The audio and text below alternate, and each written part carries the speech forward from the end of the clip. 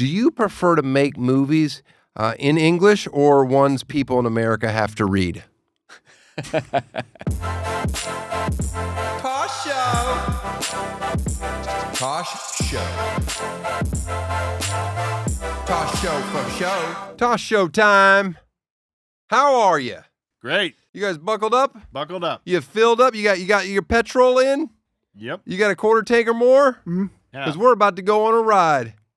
I'm going to take you guys downtown. We're going downtown? Mm-hmm. Okay. In my country, there's problem. What is the problem? You know, hold on. Let me tell you something. I was singing that song like I do. Right. Yeah, that Sacha Baron Cohen song in Borat in my country. And I was singing, and Dylan back there. I go, Dylan, you know this song, and he goes, I don't know a lot of the Bible songs that you sing. It was so And funny. I go, Dylan, that's not a Bible song. This is, I mean, he heard the horrific. It sounded like a Bible. He heard the horrific lyric line and goes, I don't know your Bible songs that you grew up on. And I'm like, and what that's- church is singing that? that's Sacha Baron That's Cohen good. breaking boundaries, man. Not Bible songs that I learned as a child.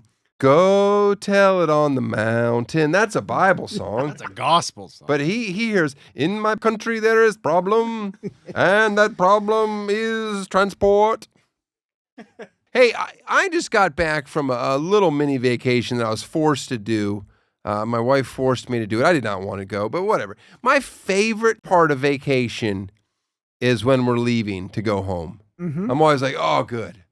Done. Going home? Yes. We went to a place that we'd been before, and when we go there, they have these masseuses that come by, and you get a back rub. Well, last year, it turns out, one of Carly's family members, who we're not going to say who it was, but it was a cousin. It was a male cousin, and he got a. You know what I'm talking about? Really now? A little. Okay. They finished him off. They didn't tell anybody about it either. and it wasn't even at the end. It was at the beginning. What? And then they were like, and then the girl was like, well, do you still want your massage? And he's like, yeah, kind of. So then he was like, had to just lay in his own filth and have a massage. I've never experienced this. I've never gone to places that allow you to do this, but I was blown away. And then after he was finished, he left. He didn't tell us this till like literally we were going back to the same place. He's like, hey, I remember last year when we did this? And then he told the story. Amanda, his sister. I think we've. All right. Yeah. We haven't said the name. I haven't said the name who it is. Sure. Yeah, she was getting a massage right after him, so she had to go. She went and laid in her brother's seed. I still haven't said who it was, but you get the idea. Sex done. Oh, it was great. Well, anyway, so we went back to this place, and then we all wanted massages this year because I'm not going to miss on that opportunity. This is happening. And anyway, I got a massage and nothing. There was no hint. Same masseuse? I don't know if it's the same masseuse. He said that the masseuse, while doing said thing, after it was finished, just leaned down right next to his ear and goes, "Our secret."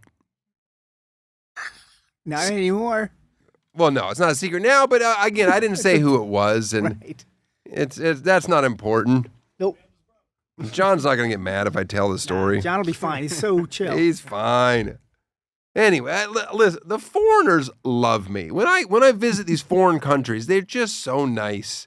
I always try to blend in. Today's guest is also foreign, okay, from Switzerland, which, as you know, is in my top 10 favorite European countries. Enjoy. Tosh Show. My guest today is a European film director whose work you've most definitely seen if you have an art house theater in your town or a VPN where you can access Canal Plus streaming, Netflix France, or Netflix Switzerland. Please welcome Luc. Hi. By the way, How do you know John, first of all? How do I know you, John? Through Isabella. Isabella. A story as old as time. Eh? Daniel doesn't know who Isabella Who's Isabella? Now, have you known John for a long time? 5 years? When he first told me that he goes, oh, I have this foreign director that you should interview. And I was like, for the longest time, I thought, I'm not making this, I thought he said porn director. He said foreign director. It sounded like porn director. You're not the only one. Well, guess what? You know? My questions might be off. Have you ever directed porn? Not yet. Would you consider it?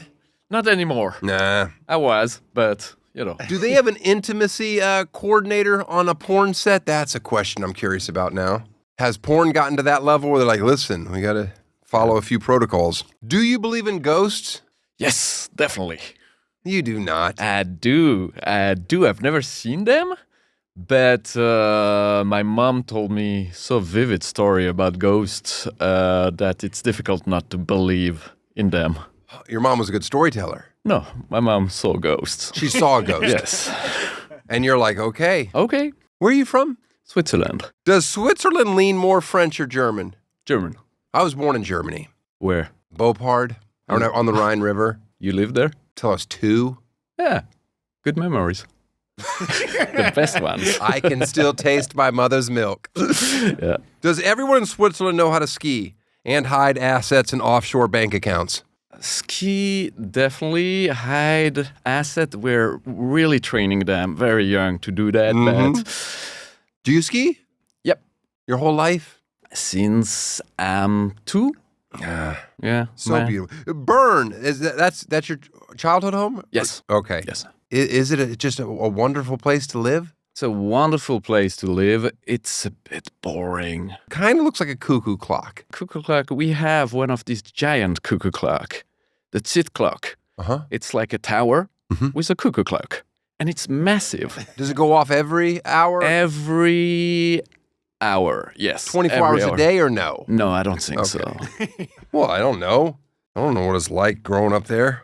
Was it fun? Did you have like fond memories of your childhood? I grew up right next to the countryside. So I spent my days playing outside, and the door was always open. You know, we never closed our main door. So as soon as I was home, I was out of the door, running in the woods, going to swim in the river. Did you have siblings? I had a bigger brother and a smaller sister. And then I have a half brother that is 12 years younger. And then I have 3 other brothers and sisters that are like a patchwork family. So we're 7. Do you have a good relationship with all of them? Yeah. Do they love what you do? They're not watching what I'm doing. They don't watch it? They don't watch your project? They don't see your films? Sometimes. Like 6 months after I send them the link, they're like, yeah, we've watched it. My brother-in-law just told me he slept in on my last project. He was like sleeping. Do they give you notes ever? No. Not at all.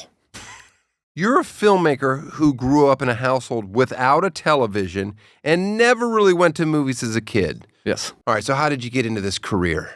I love to write. I love to take pictures, and I love theater. And so I thought that the combination from those 3 makes movie. Did you go to film school? Yes, I did, in Paris. Paris, when you're a student, is marvelous. And you spoke fluent French? Yes. That's my mother tongue. Since you didn't watch movies a ton as a kid, did you like go back and watch everything when you started to get into it? Yeah. When I was a student in Paris, I was going to see 2 to 3 movies a day and in the cinema, and I loved that. Nowadays, I can't do it because I'm directing and I'm working on many projects. But at the time, I was going, How many shorts did you make while you were in Paris? In school, I did probably, I don't know, I was on 40 projects when I was student. And then I got assistant to the school to supervise the production. And in 1 year, probably done 60 to 80 projects as a production supervisor. And that's partially because you spoke fluent French, and a lot of people that went to school there didn't speak French. Yeah, I was in an international section and nobody was speaking French. And in Paris, if you don't speak French, you're doomed. Yeah. So My favorite compliment to me whenever I'm in Paris is that people will speak French to me and English to my wife, and I'm like, mm-hmm. good job. Yes. Yeah. I can fake it for a few seconds, but then they just look at her and don't even give her a second thought. Just speak English right to her face. She gets mad. How'd you make your way from there all the way out to Hollywood? So I spent time in Paris. I spent time in Italy where I met my wife. And You met her on set? I met her on a set, a short film I was producing. She was a PA. And What a power dynamic. yes, absolutely. But she had the power over me, so you know. I mean, I met my wife on set. Some people look down on it, but I'm always like, well, that's the only place I'm ever at. So how am I going to Same. meet someone? Exactly. I have now in my contracts that I'm not allowed to be in any personal relationship on a set. That's in your contract? It's now in some of the contracts. Who put that in your contract? The producer. You say I'm a faithfully married man. That's what I said. My manager laughed so hard. Oh, because that's not a thing that a lot.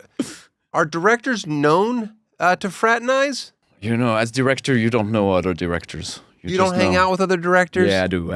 Is your wife still in the business? No, she's in the photography business. She's a photo editor for Rob Report, luxury magazine. Oh, I know the magazine. I love the Rob Report. I'm not into those things that are in there, the cars and stuff, but man, is it fun to look at. How long did you guys date before you got married? 15 years. Did you really? Yes. You're a better man than I am. Yeah. No, it wasn't 15. It was 13, I think.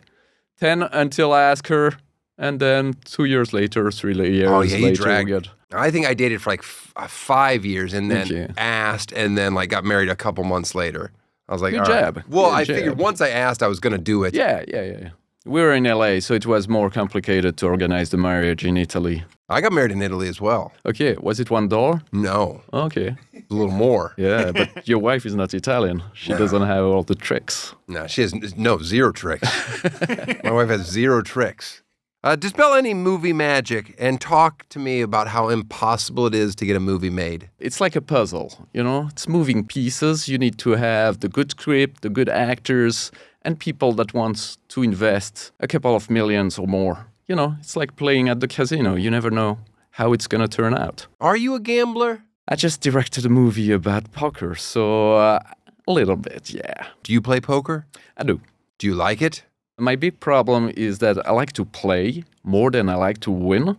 That's a terrible thing to play poker. But I agree with you. I don't want to grind out 12 hours. Yeah. I just want to play. Exactly. Let's so go. You're losing all the time. Yeah. Yeah, because after 2-3 hours, you're like, okay, come on, guys, I've seen it. I can't sit for 5 hours. I've got a life. Yeah. We got to spend some money right now. I'm what they call dead money. What movies are you most proud of? I directed a short film like 10 years ago that went around town. Everybody, you know, the big studios, lots of production companies saw it. And it brought me a lot of offers. When you do a short film, is the goal only for it to give you more work? Because Yes. they're not profitable, are they? No, they're not. Right. They're not. It's really to show your craft and how you can direct. It's a calling card. Do people ever turn shorts into feature films? Yes, they do. They do often. Whiplash? You heard about Whiplash? Yeah, I know Whiplash. It was a short before it was a feature. Let me tell you something about Damien. Airstream guy that built my Airstream, built his Airstream. Okay. There's weird connections around here. Do you prefer to write the films you direct? Absolutely. It's more rewarding because it's really your baby. Are you calm on set? Very calm. And do you get worked up? Do you like to go to battle? Do you like to fight against people that are giving you notes? Yes, absolutely. When they're giving me notes, I'm fighting when I don't believe in it. But on set, it's the best way to direct is to stay calm, because you're basically getting so much shit thrown at you all the time. If you're starting to panic or to scream, your team will not follow. As if you stay calm, they see you calm and concentrated, they're gonna come with you. Do you yell at them in different languages? Most of the time, not yelling at them, and when I have to, I choose the language that hit them. Your relationship with an actor, when they're not doing what you need them to do, or the way that you envision it, how do you tell them what to do? Because, see, I've never learned. I worked on a small budget TV show that went for years and years, and I never had the patience. So I would just always be, no, I need you to do that like this. And I know you're not supposed to do that, but that wasn't what my show was about, so it didn't matter. That works. Well, but you can't. You're not allowed to tell actors. Yes, you are. The secret is, do whatever you need to do to make it work. Learn the language of an actor, and as you said, not tell them exactly what they should do, but tell them what you want them to do in a way that they understand that they can do whatever they want, but exactly what you told them to do. And that works? That works all the time. My goodness. Do you prefer to make movies in English or ones people in America have to read? No, I like it in English because I think it's a language that really suits good dialogue.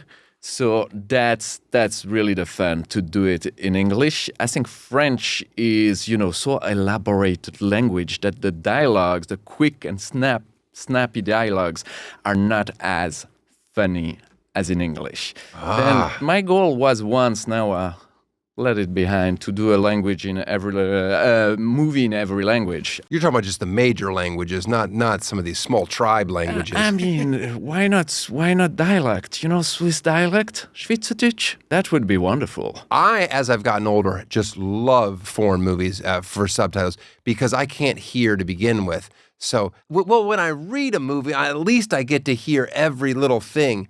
Although sometimes it's a bit distracting because sometimes you're not supposed to hear everything. Do you care a ton about audio in your movies? Yes. Okay, yes. I tell Dylan this all the time. The way he treats this podcast is like, they may hear you, they may not. Yeah, I think audio is 51% of a movie. What about music, score? You pay a fortune for that?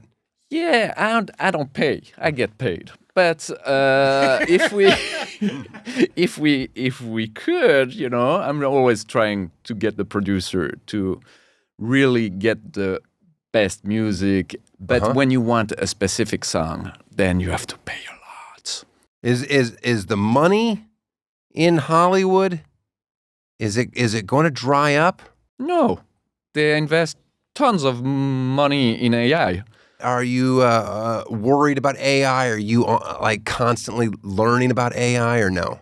I'm not worried about it. I mean, yes, I'm worried about AI in a more general scope of our life, but not for movie making. I think it's gonna replace a lot of our jobs, but that's with all the new technology. And I think it's a technology that is here. It's not that we can stop the trend.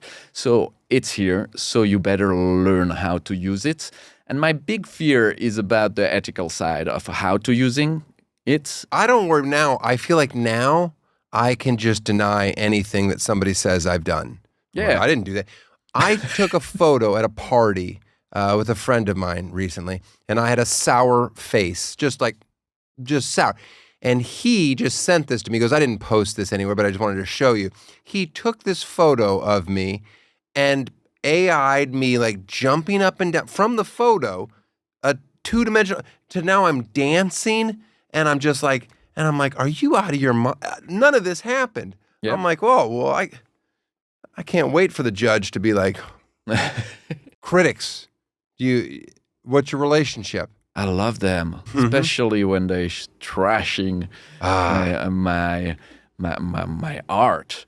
Do they matter anymore at all? Yes, a little bit. Okay. Yes, a little bit. I think people still read about before watching a movie. There is so many movies to see.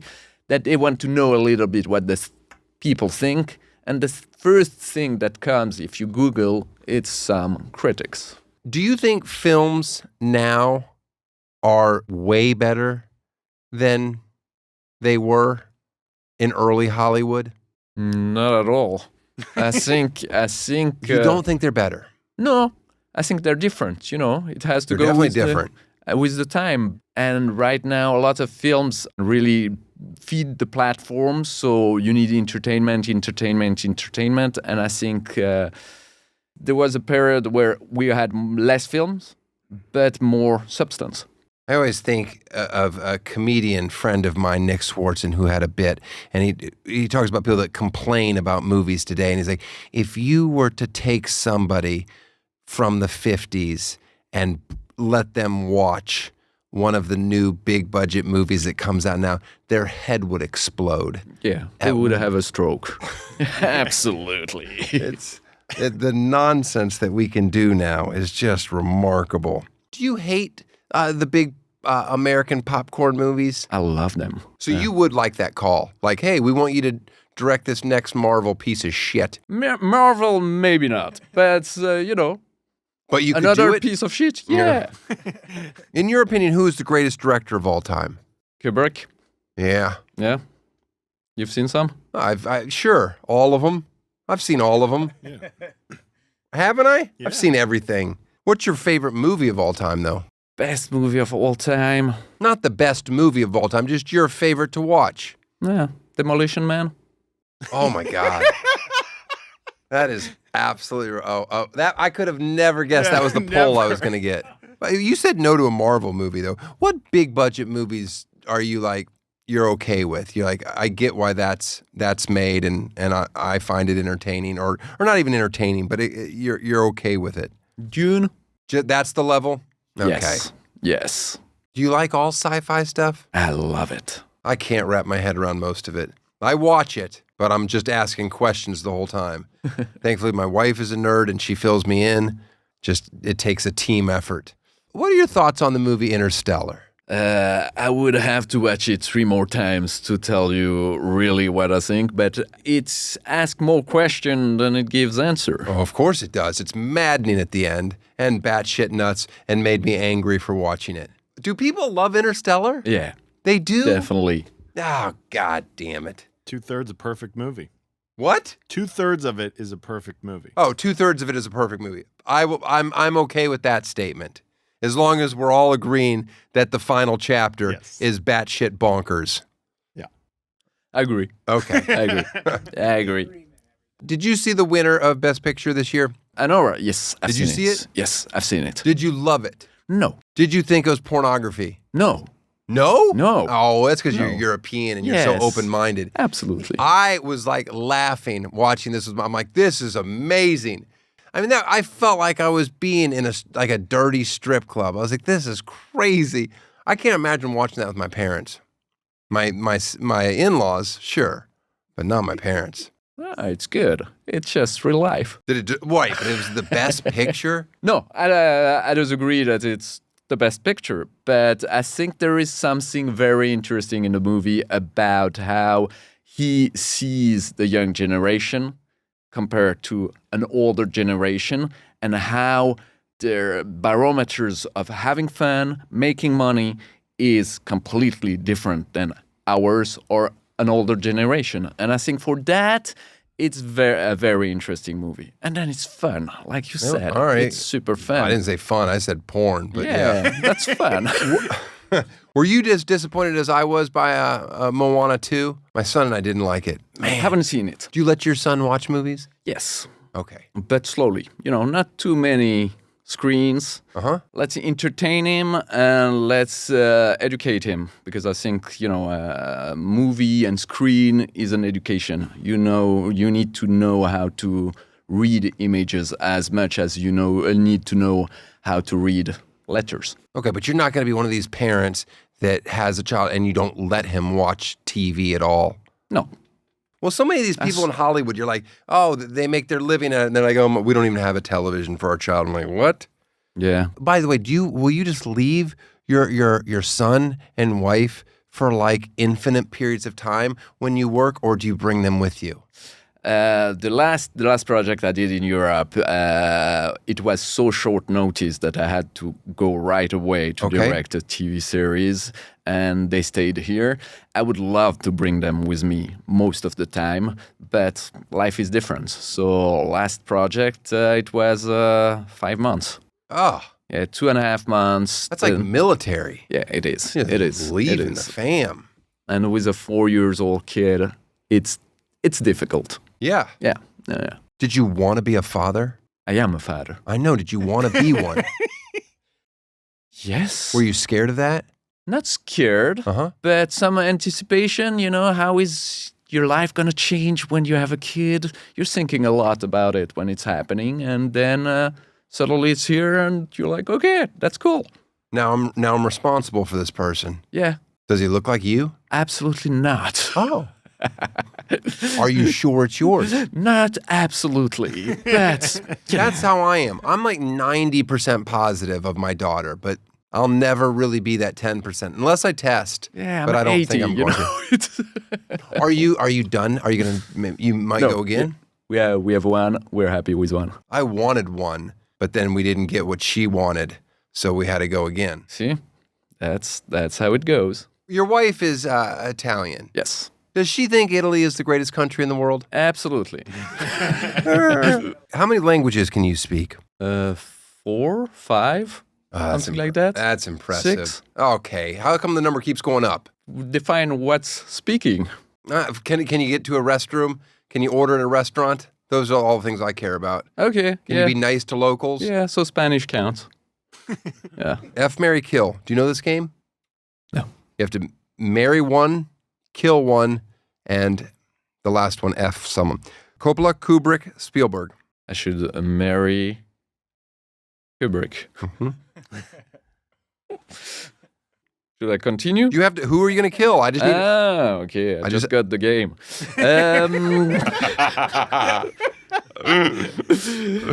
Kill. Tell me the names again. Spielberg. Yeah. Coppola. Yeah, kill Spielberg. Okay. It's horrible. I know it's a horrible game. Ah. Everybody that's on the show gets a gift, but it's just stuff I find around my house. Okay, and then I just give it to them, and they have to take it. That's the rule. Okay. Now the first thing, by the way, I don't even know if. Do I get a watch? No, I don't have a watch, but I do have some bourbon whiskey for you. Yeah. Okay. Now this, by the way, is from my friend Jim Gaffigan. He's a comedian. Yeah. And he's an actor. Yeah. He's in a lot of stuff. Yeah. But he keeps sending me bourbon, and I'm like, he knows I don't drink, but he knows I'll plug it. So now I'm giving it away. Father time. There you go. You get some, and that's a special reserve or something. Now this gift that I'm going to give you. Thank you. You're welcome. This gift that I'm going to give you. I just had a birthday. Happy birthday. Thank you. That's all I want. You're a grown man. You just say happy birthday and you're done with it. Okay, my manager, Christy, she got me something that was ridiculous. My agent, I put her on the spot. I said, she didn't give me anything. Then she sent me this. Do you fish? Not yet. Okay. I don't even know if it's for fishing. She sent me this life jacket. And I'm like, what am I going to do with this thing? It looks like it's for fishing, but I'm like, I don't want this. Are you offering it to me? No, this is your gift. Yeah. You're going to love this. It's got pockets. That's beautiful. NRS. I don't know what it is. I'm sure it's nice. I'm going to wear it on set. I figure if you're directing something in the water, you bring your own one. It's got pockets. You put all your things in there. I'm going to direct a film in the mountains, and it's going to be so useful. Listen, I got this for your son. Okay? Oh. This is a metal detector. Let me just make sure it works. I don't want to give you some. Okay. Yeah. Find my watch. Okay. That works. Okay. Look, the reason I don't want this for my son, he used like once. I'm like, now we go to the beach. Now he's bringing more junk home. I don't want junk. So instead, I swapped him with a long grabber. We pick up trash, throw it away. Get rid of the metal detector so that and your son can bring home trash. Thank you. And then the size will adjust. I'm gonna bring it on set. No, that's your son's. That's your son's. It's a By the gift way- for me. No, Come on. I got more for your son. Oh. Despite the fact that this looks like it's been used, it has not been used. My son just rips it over. It's a track. He put it in. The reason I don't like it. Why are you offering This is the show. toys of your son? The show is I get rid of stuff. The reason I don't like this. Since when did cars that need batteries do I have to get a tiny screwdriver to take the thing off? If it has the tiny screw, I'm not doing it. So as soon as I saw that, I go, son, you're not getting this toy. I'm not opening up something to put a battery Like in. you play with the bridge for 2 seconds. No, There you go. I couldn't get it back. I couldn't get the bridge back in the box. Did you ask your son to No, offer? he's not. He doesn't have a choice. Okay. He's got a great life. He doesn't need that. Your son's gonna love that toy. Love it. Here, get all. Then I got you this. I don't know why I thought you'd like this. This has never been used. You need a step ladder. Now, this step ladder. Oh yeah, I need that. This step ladder is great. I'm bringing it on set. No, you're not gonna bring this one on set. Yes, But this yes. one's brand new, never been used. I have the exact same one. I said, why do we have two of these? My wife didn't know why we needed two. So I said, okay, one of them's gone. I'm getting rid. And you're a director, so you'll. Yeah, I you need never a know. ladder. By the way, this ladder, it's good. It's a nice ladder. So it looks sleek. It's good for the house. Love it. Is your wife tall? Love it. She's okay. She's Well, she might appreciate a few steps. There's no way we can keep that in front of the camera. Yes. Hold on, guys, come over here. She's gonna scratch the walls up. Yes. Luke's gonna scratch the walls up. When do you leave for your next project? July 4th. Like in On a our month. nation's holiday? Yes. Our something- nation's something independent. Do you love it? 4th of July, is that one of your favorite American holidays? Is it a holiday? I'm working all time. How did you be? Yes, it's a holiday. We have hot dogs. You eat a bunch of hot dogs. And you have fireworks. Oh yeah, the fireworks. True. What's the most confusing American tradition that you've experienced? Columbus Day. No. Do we still call it Columbus Day, or did we lump it into Indigenous something People else? Day. Indigenous People Day. Indigenous. It's Indigenous people. Yeah. Yeah, it's confusing. Well, that's confusing. Well, I think That's what I told you. I think you get where we made a mistake. We were celebrating the wrong side for a while, and then we're like, hey, let's change it. What's your favorite holiday? My birthday. That is not a holiday unless it falls on a holiday. It should be. When's your birthday? December 19. Oh, what a horrible birthday. December 19th. It's great. Right up against the big one. Yeah, you just take a break from the 15th to the 31st, and that's a holiday. That's a lot of partying. That's a lot of separate gifts to buy you. I'll get you something nice. I'll get you a matching ladder or something. Yeah. Step stool. Are you easy to shop for or no? No, because I like to keep to have the bare minimum. Mm-hmm. So I'm like keeping the bare minimum. So now that I have a ladder, it's like You got a ladder and a metal detector. That's it. That's all you need. And a saving jacket. It's like don't I know have what- gift for 3 years now. Do you call it a saving jacket? How do you call it? Life. We call it a life jacket, but I like saving jacket better. jackets, Yeah. Do you like to be on the water at all or no? Yeah, I love it. Oh. I grew up sailing. That's going to be the best life jacket. I couldn't have picked a better gift for you. Exactly. He loves sailing. By the way, do you know how to do a lot of knots? Yeah, I'm learning again to do notes, but I'm like dyslexic, so it's always not. Are you really dyslexic, or do you say you're dyslexic? I am. Oh man, how does that affect you on set? On set, not that much, but for example, the reading, reading the scripts when we're at the table reading, I can't do that because I can't focus on reading and listening to the same time. Do you work with the same team of people that are like aware? Like, okay, he's dyslexic, so we have to, Yeah, but the team is even worse. So they're all dyslexic and have other conditions. You're getting rewrites and pages thrown at you constantly. Yes. And reading is not a problem. The thing is I get reading, and concentrating on how people are doing. Yes. At table reads, are actors supposed to be giving it 100%?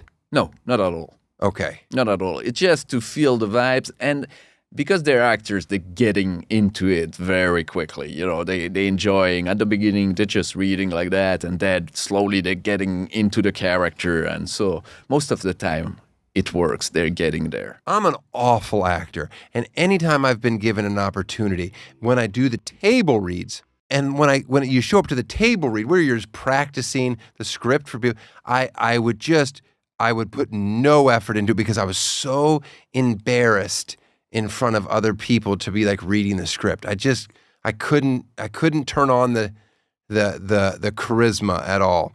And they're probably furious. But then once we get to the set, that's when I really lay an egg.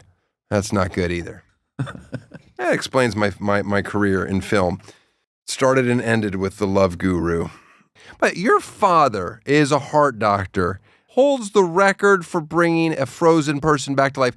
Now, is that the record the most frozen people? So basically, Is your father Jesus? No. Okay. No. He just invented a system to rewarm people that works super well. Okay. And that's what he's doing for years now, and he's bringing people back from dead. What was the record holder? Yeah, she was trapped into a ice cold river between ice and her body was in the water, and they brought her back to the hospital, and I don't know the numbers, but she was really, really cold. Her body temperature, I think 13 degrees Celsius is considered that you're like... It's a lost cause. Yes. And with his technique, they brought her back to life. That's a good day's work. Yeah. I mean, you got to feel it right. Like when that's what you do for a living, you're like, oh, well, I saved that person's life. Did you ever see the movie Encino Man? No, I haven't. Oh, man. That's the same premise.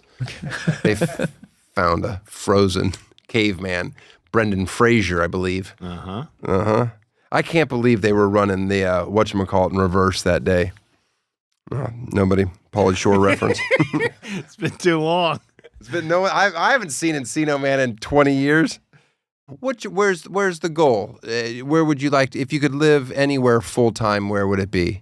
I would spend my life between Los Angeles and Italy, probably. 6 months in Italy, like drinking wine, eating good food, and 6 months in LA working on developing my projects. I like that. I don't know if I would do the same ratio, but man, the food in Italy is just worth it. Has your son been to Italy yet? Yes, we're going twice a year. You go twice a year every year. Yes. All right. So you're almost living your life. Almost. Now it's just having a steady career here and there, and then I can do 6 months, 6 months, 6 months, 6 months. Everybody that loves Los Angeles, we just want to be able to leave it for half the year. That's everyone's goal. It's like, yeah, we love it here, but we don't want to be here the whole time. That's ridiculous. All right. Well, listen, Luc, I appreciate you coming by, and all the best. Thank you for having me. Thank you. Tosh Show. Thanks, Luc. What a nice guy. I'm going to go home and binge all of his shorts. That doesn't sound right. Yeah, well, you know what I mean. Yeah. I actually am looking forward to his poker movie. What's the name of the poker movie? Dead Money. Dead Money. When's that come out? It's out. That's out? Yeah. I'll watch Dead Money. How long is it? About an hour and a half. Okay, I'll watch it. Gambling movies, if done right, give me the same anxiety of actually gambling. Like it scratches the itch or makes me want to sneak out of my house at night and head over to Commerce. Tosh Show, store.com. Get some sweet merch. Come see Eddie and I do stand-up comedy. Please come to my show. All right, we're going to do a free plug. Go ahead and hit the free plug music. Are we done doing free plugs? Let's do one more. This week's free plug is for Truckee Thursdays. Oh, that's in historic downtown Truckee, California. I do this twice a year usually is all you can talk me into doing it. They shut down the main street downtown Truckee and all the businesses, have some crafts and fair going on in the street, and they got food trucks sitting in a parking lot melting. It's way too hot. Oh, yeah. Eddie, you always come. You join me. I come. You can find me there, usually early, getting some nachos with my kids. We all just find one table, and we don't let anyone come to it. Tables are they're in high demand. Yeah, it's a premium for sure. Oh, you got to get there early to get a table. But I don't let anyone else sit at our table. Just my family and Eddie's family. What do you usually eat there? Do you know? What's your favorite I food usually truck? get some tacos there. One time I got like a little hand roll from that sushi joint. That was pretty good. Yeah? It's good. What else? Oh, should I read this? Oh, there's live music. Oh, yeah. Licensed alcohol area. I don't ever go to the alcohol area. I do. Where's that? It's just on the other side. No, I don't go to the other side. It's a weekly event. It's every Thursday. It starts at something like 5 o'clock till 8:30. Usually I can make it to 5:30 max. Ugh. Now, just thinking about it, maybe I don't want to go. You're going to go. I know I will go. I'll go once or twice. Hopefully it's not too hot. It's going to be hot. It's a must-do if you're up in Tahoe area this summer. Come on over to Truckee Thursdays. I'll tell you what I'm looking forward to. This cinnamon roll at the Damn Cafe. That's the best cinnamon roll on the lake. Now, I love Tahoe House Bakery, and I've already talked about my favorite cakery, but for a straight-up cinnamon roll, the Damn Cafe's cinnamon roll is pretty great. I also like that little coffee shop behind downtown Truckee. They got a pretty good cinnamon roll. That place is Their great. frosting on it's a little different, though. You got to be in the mood for that. It's a lot. Yeah, I'm going to get fat as fuck this summer. What are we talking about? Oh, okay, Truckee Thursday. Yeah, you come on by. It's like you around it. Buy something from their artisan vendors. A wide variety there. You'll love a good time, summertime energy. See you next week. Tosh Show. Tosh Show. Tosh Show for show.